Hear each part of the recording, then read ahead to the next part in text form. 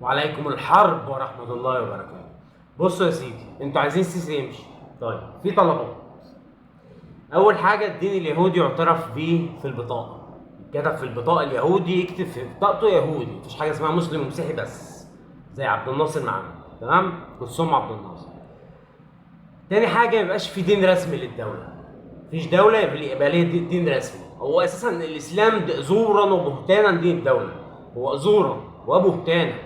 الدولة مش دينها الإسلام ولا فيها إسلام أصلا. وهو دين كفر وكل حاجة بس مش فيها إسلام برضه. تالت حاجة قطاع غزة يتضم لإسرائيل. رابع حاجة الخروج الآمن للسيسي وعيلته كلها. خامس حاجة ضباط الإخوان اللي في الجيش يتسرحوا. ضباط الجيش الإخوان في الجيش والشرطة يتسرحوا. سادس حاجة اتفاقية دفاع مشترك مع إسرائيل.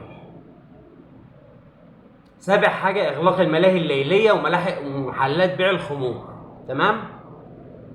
تامن حاجة القوانين اللي أنا مصمم عليها: الزنا إعدام، السرقة والنصب والاحتيال إعدام،